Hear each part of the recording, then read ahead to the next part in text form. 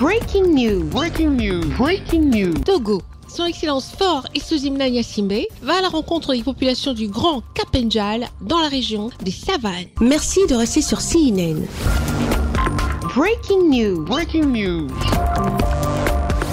Les populations des préfectures de Sinkassé et du Grand Kapenjal dans la région des savanes sont sorties nombreuses ce dimanche 21 janvier 2024 à Sinkassé et à Mandouri pour exprimer leur reconnaissance au président de la République du Togo, son Excellence Faure Essouzimna Gnassingbé, pour ses efforts en faveur de la paix, de la sécurité et du développement dans la région. Le chef de l'État togolais avait à ses côtés des membres du gouvernement, des députés, des préfets, des maires, des autorités militaires, administratives, politiques, traditionnelles et religieuses.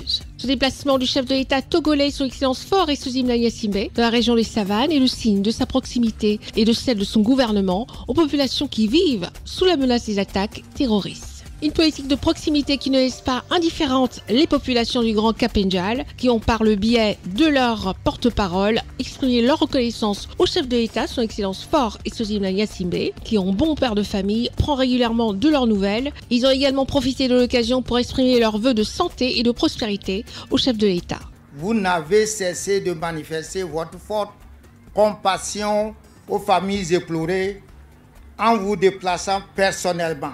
Causez et accordez vos soutiens multiformes aux forces de sécurité et de défense, aux populations, afin de contenir leurs émotions. Les populations de Sinkassé et du Grand Kapenjal ont, à travers leurs porte-parole respectifs, remercié le président de la République du Togo, son Excellence Faure Essouzimna Gnassingbé, pour ses multiples actions de sécurisation et de développement dans plusieurs domaines, notamment la mise en place de l'opération Kunjoare pour renforcer la sécurité, les créations des zones d'aménagement agricole planifiées, ZAP, la réhabilitation et construction des formations sanitaires et de nouveaux bâtiments scolaires. Excellence, Monsieur le Président de la République, vous avez beaucoup fait pour nous, population du Grand Kapenjal.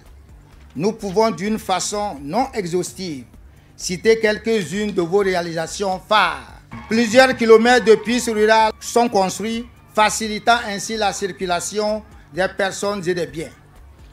Plusieurs forages, ponts, ponceaux ont été construits et d'autres encore en cours de réalisation. Le fonds Tinga a augmenté de façon substantielle le nombre de personnes vulnérables ayant accès à l'électricité. Jadis, pour faire l'axe Dapon-Nakies-Borgou-Mandouri, c'était un parcours de combattants. Aujourd'hui, en moins d'une heure, nous parcourons aisément ce trajet, avec le gigantesque pont sur le fleuve Pengal jusqu'à la frontière avec le Bénin.